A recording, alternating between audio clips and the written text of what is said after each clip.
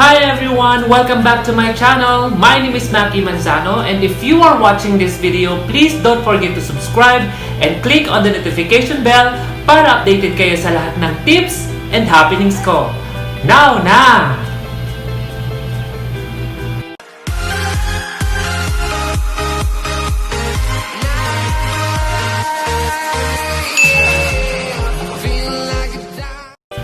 So ayun na nga mga kayolo, so for today's video, naisipan ko lang i-share sa inyo kung ano yung napagdaanan ko sa pag-create ng aking YouTube channel. So, I started my YouTube channel account August. So, third week of August, nag-start na akong set up yung aking YouTube channel. And then, nakakatuwa guys, kasi my first subscriber is dalawa lang, yung aking mama at saka yung aking tito. And then suddenly, I posted it to Facebook and Instagram. And then, after 2 weeks, ayun na, nag-hit na yung aking subscriber sa almost 1,000 plus. Kaya na-reach natin yung 1,000 plus na requirement, first requirement ni YouTube para ma-monetize tayo. And then, after that, na-reach na rin natin yung the following week, na-reach din natin yung ating 4,000 watch hours na kung saan nagpapasalamat ako sa mga subscribers and viewers ko na nanood ng aking mga videos to reach that 4,000 watch hours. So, I am very happy na i-announce sa inyong lahat na I am really monetize na po ako ni YouTube. So, kung mapapansin nyo, yung mga videos ko is mayroon ng mga commercials. But at first, talagang nag-struggle po tayo dahil sabi ko, paano ko kaya ma-reach yung first 100 subscriber. Pero, can't imagine na dalawa lang talaga yung subscriber ko. And in span of 2 weeks, I decided nga to post it in Facebook and Instagram. And then suddenly, yung mga hindi ko nakikitang active na friend list ko, sila pa talaga yung nag-subscribe sa akin. And suddenly talagang natuwa ako na doon mo talaga makikita kung sino talaga yung mga taong susuporta sa iyo. But anyways, I can say na doon din sa mga tao na parang sinabihan ako dati na you can do that, hindi mo kakayanin yan. But then, hindi ko na lang inisip yon na hindi ko kakayanin. Instead na gawin kong challenge ito para lalo akong pagbutihin yung paggawa ng mga content, lalo-lalo na dito sa mga tips and advices na ginagawa ko sa YouTube. Kaya naman, na-reach natin again yung 100 subscribers and I am happy with that. And that beginning that journey, so medyo nag-staggered yung aking mga subscribers. So, hirap na naman ako to have this 1,000 subscriber. Kaya, alam mo yung tipong lahat na lang ng paraan ginagawa ko para lang ma-market yung YouTube channel ko, like posting in Facebook and Instagram. So, doon nagsimula, nagkaroon ng grow yung aking YouTube account. And then, come October 3 this year, 2020, I received an email coming from YouTube na yun na nga sinasabi na they congratulate me because I already reached the 1,000 subscriber, in which nakakatuwang isipin talaga na yung mga nag-subscribe dito ay talagang yung mga taong hindi ko inaasahan. So, but then again, I rather say na thank you pa rin doon sa mga taong yun na nagbigay sa akin na even though a bit of negativity, pero ginawa ko nga talaga siyang challenge para sa akin na hindi ko kailangang sukuan ito. Kaya lalong-lalo na sa ating mga new YouTuber, so if you really have the passion doing this thing, just continue doing it. Hayaan mo lang yung mga taong yon kasi kung sino pa yung mga taong hindi mo talaga inaasahan, sila pa talaga yung darating at usang tutulong sa'yo. Kaya naman, just do it with passion kung talagang ito yung gusto mong gawin. So, nothing will happen to you. Walang mawawala kung susubukan mo ito. Kaya, payo ko and advice ko sa mga baguhan palang kagaya ko, just do it by heart and malay mo, ma-reach mo rin kung ano yung mga naranasan ko within this one. Kaya I'm very much happy dahil na-reach ko rin yung against the second milestone requirements, which is the 4,000 watch hours. So yun, na-reach natin yun sa YouTube. Receive an email saying that I can now apply as monetization. So exactly October 3 this year, na-monetize yung aking account. Kaya mapapansin nyo yung mga videos ko ngayon, they have really commercials na naka-attach doon sa mga videos ko. Kaya guys, if you can also if I can also ask you not to skip all the commercials kung in a way na kung talagang nakatulong nga yung videos ko, please wag natin i-skip yung commercials para naman meron tayong kitahin kahit konti lang from you guys, and that would be a big help to me para lalo akong ma-inspire gumawa ng mga content na bago.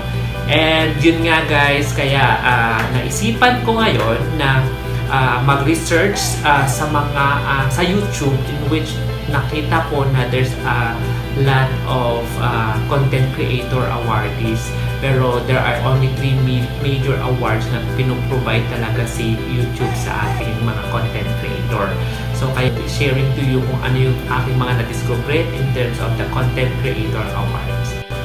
So, ayun na nga mga kayolo, gaya nga ng aking nasabi sa'yo. So, I did a research in YouTube, and then I found out na there's a content creator awards talaga na parang designated lang sa mga creators, in which ang binibigay talaga ng 3 major awards or content creator awards na YouTube is the silver play button, na kung saan dapat ikaw ay naka 100 subscribers, and yung gold play button na dapat naka 1 million subscribers ka, and yung diamond play button na dapat naka 10 million subscribers ka. So syempre hindi pa natin na-reach out yung numbers ng subscriber na yan. So nandito lang tayo sa babanggitin ko mga content creator awards na dati pa meron, na ngayon lang natin na-discover para sa akin. Achievement pa rin siya. So I will, kaya nga sanabi ko sa inyo na I will do my do-it-yourself awards, content creator awards, na kung saan magbibigay sa akin ng inspirations, lalong-lalo na sa iba na kung gusto man nila magpagawa, is that yung templates na to is makukuha natin or mapupurchase natin sa isa sa ating mga kaibigang YouTuber na si Saktong Wako. Ilalagay ko or ipuput ko yung kanyang YouTube channel on my description below, para if you wanted to have that certificate for the OPAL play button like this, ayan, so pwede nating orderin yan sa kanya. But then, nasa iyo pa rin kung paano mo siya pagagandahin. So, for me, this is really an achievement na dapat pinagmamalaki rin natin sa iba para maging inspiration din natin sila na, oops, I also reached the 1,000 subscribers. So, meron na ako itong OPAL play button na to. Kaya naman, gagawa ko na sarili ko OPAL play button na galing sa YouTube. Ayan. So guys, so with that, I will be sharing to you kung paano ko nga gagawin yung aking DIY na OPAL play button. So, let's start!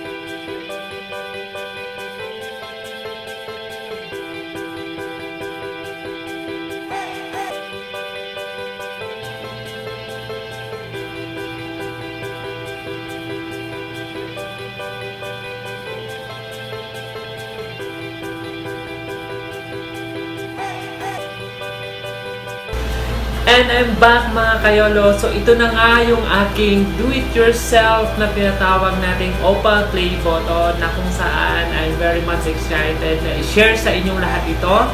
So ito na mga kayolo. So magkakaroon na tayo ng inspiration para gumawa pa ng marami at iba't ibang content na makakatulong sa atin. Either tips and advices, travel, cook, and entertainment pa yan.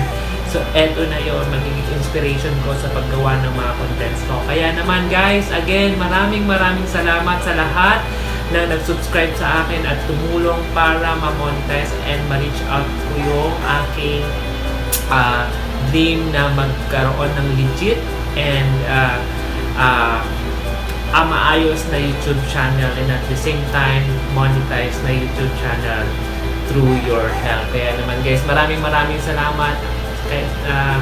Hanggang sa muli mga kaibigan, mga kayolo, and sana nagustuhan ninyo and everyone can do this. So adya lang, walang titigil at kailangan gawin natin kung ito yung passion natin. Kaya naman, let's make this an inspiration para sa sarili mo, para ma-reach out mo yung goals mo in life if you're really into it. So ayun guys, maraming salamat po sa inyong lahat. So hanggang sa muli mga kayolo, bye!